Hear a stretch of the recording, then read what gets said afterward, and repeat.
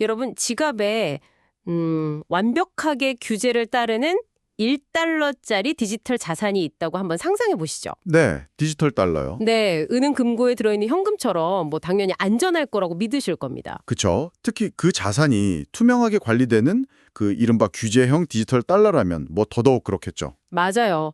그런데 그 아주 안전한 자산이 막 눈앞에서 해커한테 털리고 있는 정말 다급한 순간에 말이죠. 네. 정작 그 자산을 보호해야 할 안전장치가 전혀 작동하지 않는다면 어떨까요? 아, 생각만 해도 진짜 끔찍하네요. 그러니까요. 그래서 오늘 저희가 그 디지털 자산의 이면에 숨겨진 작동 원리와 딜레마를 낱낱이 파헤쳐보려고 합니다. 슬기로운 스테이블 코인 생활, 오늘도 듣고 계신 여러분 진심으로 환영합니다. 환영합니다. 오늘 저희가 단순한 해킹 뉴스 하나를 그냥 전달해드리자는 게 아니거든요. 네, 단순한 사건 사고 브리핑이 아니죠. 맞습니다. 최근 발생한 아주 거대한 사건을 통해서 우리가 매일 믿고 쓰는 그 스테이블 코인이라는 시스템의 약간 구조적인 모순을 완전히 해부해 볼 겁니다. 오늘 다룰 핵심 사건 바로 소개해 주시죠. 네. 오늘 다룰 핵심은 최근에 그 솔라나 생태계를 완전히 뒤흔든 드리프트 프로토콜 해킹 사건입니다. 아, 그 사건이요. 만우절이었죠. 4월 1일에 터진 거. 맞아요. 표면적으로는 그냥 스마트 컨트랙트 보안이 뚫린 전형적인 해킹 사고처럼 보일 수 있어요. 근데 이 사건의 진짜 본질은 해킹 자체에 있는 게 아니거든요. 해킹 자체가 본질이 아니다. 그럼 정확히 뭐가 문제였던 건가요? 사건 직후에 벌어진 그 일련의 과정들이 진짜 문제였죠. 서클사가 발행하는 스테이블 코인, 그 USDC의 동결 권한을 둘러싸고 엄청난 논쟁이 수면 위로 올라왔거든요. 아, 그 동결 권한이요. 검열의 우려성, 그리고 뭐랄까, 미흡한 초기 대응. 이 양립할 수 없는 딜레마가 확 터진 거네요. 정확합니다. 4월 1일 상황을 좀 되짚어보면요. 솔라나 기반 탈중앙화 거래소인 드리프트 프로토콜이 정말 대규모 공격을 당했잖아요. 피해 규모가 진짜 엄청나더라고요. 보도된 것만 봐도 2억 8천만 달러에서 2억 8천5백만 달러 정도. 네, 한화로 치면 수천억 원이 넘는 천문학적인 금액이죠. 당시 드리프트 측에서 약간 이상활동 공지 띄우고 입출금을 전면 중단하면서 긴급 대응에 나서긴 했는데 이게 그냥 흔한 코드 버그가 아니었잖아요. 네, 맞아요. 흔한 버그 수준이 아니었습니다. 무슨 솔라나의 특정 기능이랑 권한 탈취가 아주 묘하게 결합됐다고 들었어요. 정확히 어떻게 뚫린 건가요? 그 솔라나 네트워크에 내구성 있는 론스, 그러니까 듀러러블 론스라는 고유 기능이 있어요. 이걸 아주 교묘하게 악용한 겁니다. 듀어러블 론스요? 그게 정확히 어떤 기능이죠? 보통 블록체인에서 트랜잭션을 일으키면 현재 네트워크 상태랑 바로 일치해야 승인이 되거든요. 시간이 좀 지연되면 바로 실패하고요. 네, 깐깐하게 검증하죠. 근데 이 듀어러블 론스 기능은 오프라인 상태이거나 당장 트랜잭션을 실행할 수 없는 환경에서 미리 서명을 딱 해두는 거예요. 나중에 유효하게 처리할 수 있도록요. 아, 그러니까 약간 기한이 없는 백지수표를 미리 만들어두는 그런 느낌이네요? 딱 그겁니다. 백지수표요. 공격자가 이 드리프트 프로토콜의 운영 권한, 즉 관리자 키를 탈취한 다음에 이 백지수표 기능을 이용해서 정상적인 보안 검증을 싹 다 우회해버린 거죠. 와, 세상에. 막 관리자 권한을 훔친 것도 모자라서 시스템 편의 기능을 역이용해 감시망을 피했다니 진짜 작정했네요. 네, 근데 정말 기가 막힌 상황은 해킹이 발생한 그 직후부터입니다. 온체인 조사자 잭엑스비티 분석 내용 말씀하시는 거죠? 저도 그거 보고 진짜 놀랐거든요. 네, 맞아요. 공격자가 탈취한 자금 중에 무려 2억 3,200만 달러가 넘는 돈을 전부 USDC로 챙겼어요. 아, 그걸 전부 다요. 네. 그리고 이걸 서클의 CCTV, 즉 크로스체인 전송 프로토콜을 통해서 솔라나에서 이더리움으로 빼돌렸죠. 근데 여기서 제일 놀라운 게 뭔지 아시나요? 한 번에 옮긴 게 아니라는 거요. 맞습니다. 이 엄청난 자금을 단 한 번에 옮긴 게 아니에요. 무려 100번 이상에 걸쳐서 그것도 약 6시간 동안이나 아주 유유자적하게 자금을 옮겼습니다. 그니까요. 와, 6시간 동안 100번을 넘게 옮겼다는 건 제가 이거 보면서 딱 든 생각이 있어요. 비유를 하나 들어볼게요. 네, 어떤 비유죠? 건물 전체에 완전 최첨단 화재 경보기가 설치되어 있고 스프링클러에 물도 가득 차 있는 거예요. 당장 밸브만 열면 되는데 네, 불을 끄면 되죠, 바로. 근데 1층 로비에서 불이 나서 무려 6시간 동안 100군데 사무실을 활활 태우고 있는데 건물 관리에는 그냥 CCTV로 불이 타들어가는 걸 멍하니 보고만 있었던 거잖아요. 와, 그 화재 경보기 비유가 진짜 지금 상황을 완벽하게 관통하네요. 불이 난 걸 알았고 끌 도구도 있었는데 물을 안 뿌린 겁니다. 근데 6시간이면 막 물리적으로 방어할 시간이 정말 차고 넘쳤다는 건데 그래서 코인데스크나 더 블록 같은 암호화폐 매체들이 일제히 서클을 엄청나게 비판했잖아요. 맞아요. 바로 그 지점 때문에 완전히 도마 위에 올랐죠. 여기서 CCTP의 작동 방식을 좀 이해할 필요가 있는데요. 이게 그냥 단순한 외부 브릿지가 아니라 서클이 직접 만든 거잖아요. 네, 서클이 직접 구축한 네이티브 전송 프로토콜입니다. 해커가 솔라나에서 이더리움으로 USDC를 옮길 때 기존 브릿지들처럼 자산을 한 곳에 묶어두는 방식이 아니거든요. 그럼 어떻게 되나요? 솔라나 쪽에서 아예 소각해버리는 건가요? 정확합니다. 솔라나 네트워크에서 USDC를 완전히 소각해버리고 동시에 이더리움에서 새로운 네이티브 USDC를 발행하는, 그러니까 민팅하는 구조죠. 잠깐만요. 그럼 해커가 6시간 동안 100번이나 돈을 옮겼다는 건 서클이 직접 통제하는 그 소각 발행 시스템을 100번이나 통과했다는 거잖아요. 네, 서클의 자체 시스템 안에서 자금이 줄줄 새고 있었던 겁니다. 아니, 자기네 시스템인데 대체 왜 그 연결고리를 당장 끊어버리지 않은 거죠? 기술적으로 뭐 버튼 누르는 게 그렇게 어려운 일인가요? 아니요, 기술적으로는 전혀 어렵지 않습니다. USDC 스마트 컨트랙트 코드 안에는 블랙리스트라는 함수가 아주 명확하게 존재하거든요. 아, 블랙리스트요? 거기에 해커 주소를 넣으면 되나요? 네, 서클이 특정 지갑 주소를 이 블랙리스트에 추가하는 트랜잭션을 딱 발생시키면 그 순간부터 그 주소에 있는 자산은 전송, 소각, 발행 등 어떠한 활동도 불가능해집니다. 말 그대로 단 1달러도 못 움직이는 완벽한 동결 상태가 되는 거군요. 그렇죠. 버튼 누르는 데 걸리는 시간은 트랜잭션이 블록에 담기는 시간, 그러니까 진짜 단 몇 초에 불과합니다. 와, 밸브 여는데 몇 초면 충분했다는 거잖아요. 기술도 있고 자체 프로토콜도 통과 중이었고 심지어 시간도 6시간이나 있었는데 네, 조건은 완벽하게 다 갖춰져 있었죠. 그럼 대체 왜 안 누른 겁니까? 해커가 돈 빼돌리고 있는 걸 뻔히 몰랐을 리는 절대 없을 텐데요. 몰랐던 게 아닙니다. 알면서도 사실상 누를 수 없었던 아주 치명적인 구조적 이유가 있었던 거죠. 누를 수 없었다고요? 그게 무슨 말씀이시죠? 여기서 우리는 스테이블 코인 발행사가 직면한 그 법적, 정책적 족쇄를 좀 들여다봐야 합니다. 서클의 공식 접근 차단 정책을 보면요. 네네. 원칙적으로 서클은 자의적인 판단만으로는 임의 차단을 집행하지 않는다고 딱 명시되어 있어요. 이미 차단이 안 된다. 그럼 대체 언제 차단할 수 있는 건가요? 이들이 동결 권한을 발동하는 조건이 아주 엄격합니다. 첫째는 그 자금 이동이 블록체인 네트워크 자체의 보안을 위협하는 아주 중대한 시스템적 사태일 때고요. 네, 둘째는요? 둘째는 미국이나 프랑스의 권한 있는 당국 혹은 법원의 유효하고 적법한 법적 명령이 있을 때입니다. 아, 그러니까 제 아무리 해커가 눈앞에서 온체인으로 돈을 짝짝 빼가는 게 뻔히 보여도 미국 법원 판사가 당장 차단하시오 하고 영장에 도장을 쾅 찍어주기 전까지는 그 밸브를 열 수가 없다는 뜻인가요? 네, 바로 그겁니다. 근데 약관에 뭐 불법 활동 연관 주소를 차단할 수 있다는 내용은 있지 않나요? 네, 불법 활동과 연관되었다고 판단되는 주소를 차단할 권리를 명시해두긴 했죠. 근데 중요한 건 이건 어디까지나 회사의 권리지, 막 즉각적으로 행동해야만 하는 의무는 아니라는 겁니다. 아, 의무가 아니다. 그러니까 회사 입장에서도 마음대로 누르기가 엄청 쫄리겠네요. 그렇죠. 기업 입장에서 한번 생각해 보시죠. 만약 서클이 온체인 데이터만 딱 보고 이거 해커 지갑이다 판단해서 수천억 원을 동결시켰다고 쳐보겠습니다. 네, 동결시켰는데. 근데 만약 그게 해킹이 아니라 프로토콜 내부의 아주 복잡한 차익 거래였거나 합법적인 권한 유임에 의한 자금 이동이었다면 어떻게 될까요? 아, 완전 난리 나겠네요.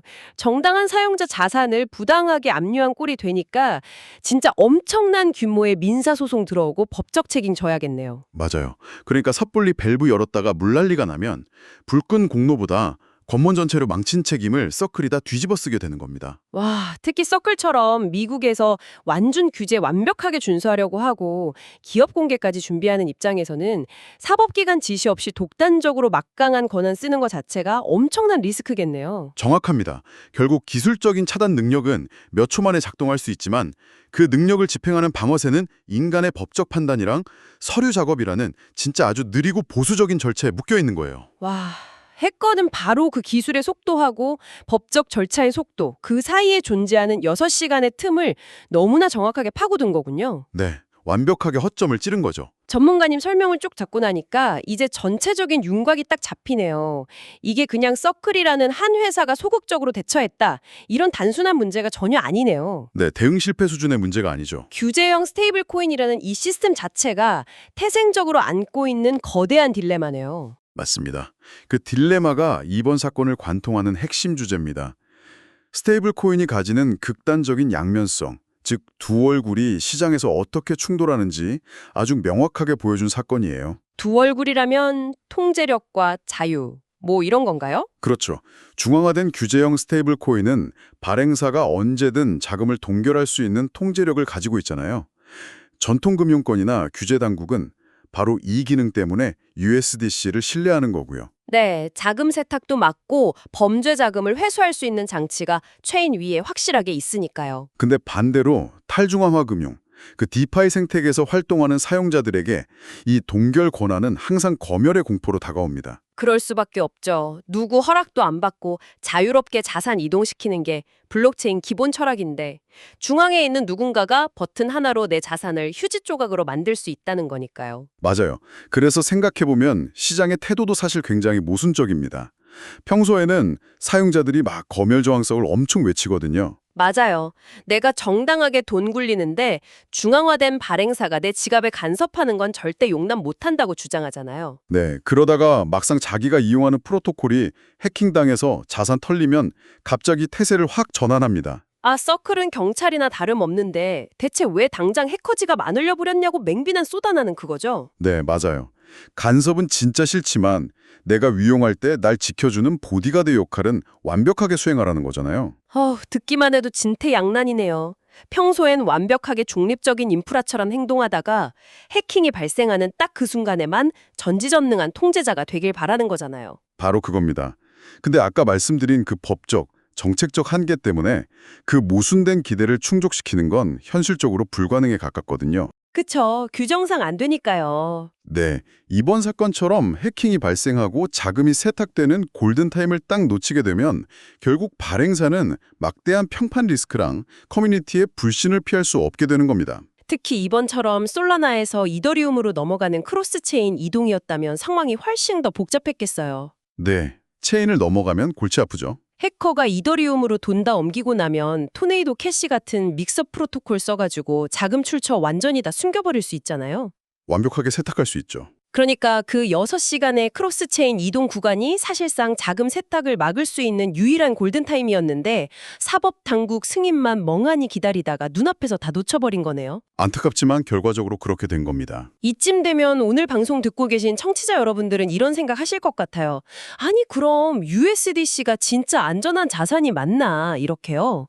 충분히 그런 의문이 드실 수 있죠. 근데 지금까지 논의를 쭉 종합해보면 단순히 USDC가 위험하니까 당장 나 팔아야 한다. 이렇게 결론 내리는 건 사건의 본질을 너무 일차원적으로만 바라본 것 같거든요. 네, 저도 전적으로 동의합니다. 이번 사태가 우리한테 던지는 진짜 메시지는 특정 스테이블 코인이 위험하다. 이게 절대 아니에요. 아, 그럼 논란의 본질은 뭔가요? 중앙화 스테이블 코인은 불법 자금을 통제할 수 있는 권한이 있다. 바로 그 이유 하나 때문에 전 세계 금융 시스템에서 막 채택되고 있잖아요. 그렇죠. 규제 당국이 좋아하니까요. 근데 그 강력한 통제 권한을 보유하고 있다는 사실 자체가 딜레마를 낳는 겁니다. 평상시에는 검열 권한 남용하는 거 아니냐고 계속 의심의 눈초리를 받아야 하고 네. 또 전시 상황, 그러니까 해킹이 터지면 규정에 얽매여서 권한을 즉각적으로 못 쓰니까 대응에 실패했다고 막 비판을 받게 되는 거죠. 아, 권한이 도리어 양날의 검이 돼서 발행사 목을 겨누고 있는 거네요.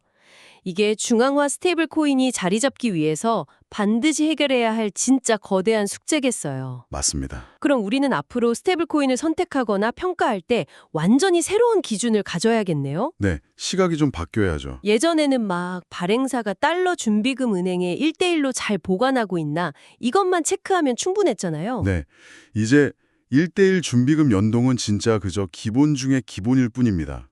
디지털 자산이 진정으로 신뢰를 얻기 위해서는 그 이상의 질문들에 완벽하게 답해야 합니다. 예를 들면 어떤 평가 기준들이 있을까요? 동결 권한을 발동하는 그 정확한 기준은 뭔지, 그리고 위기 발생 시 법적 절차 거쳐서 실제 버튼을 딱 누르기까지 집행 속도는 과연 얼마나 빠른지. 아, 그리고 이번 사건처럼 서로 다른 체인을 넘나드는 해킹 사고가 났을 때 어떤 크로스체인 대응 프로토콜을 가지고 있는지 다 봐야겠네요. 네, 맞습니다. 이 복잡한 정책이랑 집행 능력의 총합이 미래 디지털 금융에서 말하는 진정한 의미의 신뢰성을 결정짓게 될 겁니다. 자, 오늘 슬기로운 스테이블 코인 생활에서 나눈 이야기들을 좀 짧게 갈무리해 보겠습니다. 수천억 원이 증발한 이번 사건은 단순히 해커가 시스템 허점을 교묘하게 찔렀다는 기술적 문제를 완전히 넘어섭니다. 네, 아주 구조적인 문제죠. 1초 만에 자산을 멈출 수 있는 블록체인의 기술적 속도와 영장의 도장 찍기까지 며칠씩 걸리는 인간의 사법적 절차 사이에 거대한 괴리가 존재했습니다. 맞아요. 그리고 간섭받기는 싫어하면서도 또 내 돈은 완벽하게 보호해주길 바라는 시장의 모순된 심리가 그 간극을 더 부각시켰죠. 자, 이 딜레마를 함께 들여다보신 여러분께 오늘 방송을 마무리하면서 아주 도발적인 화두를 하나 딱 던지고 싶습니다. 오, 어떤 질문이죠? 멀지 않은 미래를 한번 상상해 보시죠. 인간의 법원 판결이나 느린 승인 절차를 완전히 배제하는 겁니다. 철차를 배제한다고요? 네, 대신에 스테이블 코인 네트워크 안에 탑재된 초지능 인공지능이 온체인상의 해킹이나 이상 자금 흐름을 실시간으로 계속 분석하는 거죠. 와, AI가 감시를 하네요. 맞습니다. 그리고 단 0.1초 만에 스스로 해킹이라고 딱 판단해서 인간 개입 전혀 없이 즉각적으로 해커 자산을 싹 다 동결시켜버리는 권한을 갖게 된다면 어떨까요? 와, 그렇게 되면 해커가 돈 빼돌릴 6시간의 여유 따위는 완전히 사라지겠네요? 그렇죠. 여러분의 돈은 그 어떤 수작업보다 아주 완벽하게 보호받을 겁니다. 여러분, 과연 이 완벽하고 즉각적인 안전장치를 기꺼이 환영하시겠습니까? 아니면 차가운 AI 코드의 판단 하나로 내 자산이 언제든 내 의지와 상관없이 묶여버릴 수 있는 이 완벽한 통제 사회의 시작이라며 두려워하시겠습니까? 와, 이거 진짜 흥미롭네요. 안전을 얻기 위해 우리는 어디까지 자유를 양도할 수 있는가? 기술이 발전할수록 이 질문의 무게는 더욱 무거워질 것 같습니다. 네, 맞습니다. 블록체인이 약속했던 그 신뢰가 필요 없는 금융이라는 이상향이 이런 복잡한 보안 문제들이랑 충돌하면서 과연 어떤 형태로 진화해 나갈지 진짜 끝없이 고민해봐야 할 것 같아요. 어떤 선택을 하시든 간에 이 디지털 자산의 진정한 가치와 한계를 제대로 이해하는 것에서부터 해답은 시작될 겁니다. 네, 동의합니다. 기술은 정말 눈부시게 발전하고 제도는 힘겹게 그 뒤를 쫓아가고 있습니다. 이 복잡한 과도기 속에서 어떤 가치를 선택하고 또 어떤 리스크를 감수할 것인지는 결국 이 시장을 살아가는 여러분의 몫입니다. 네, 현명한 판단이 필요하죠. 자, 오늘 저희가 준비한 이야기는 여기까지입니다. 여러분이 매일 사용하는 디지털 자산의 숨겨진 이면을 가장 깊고 예리하게 파헤치는 시간, 다음에도 여러분의 지적 호기심을 완벽하게 채워줄 아주 새롭고 흥미로운 주제로 다시 찾아오겠습니다. 오늘도 즐거운 대화였습니다. 네, 지금까지 여러분의 똑똑한 금융 인사이트, 슬기로운 스테이블 코인 생활이었습니다. 감사합니다. 감사합니다.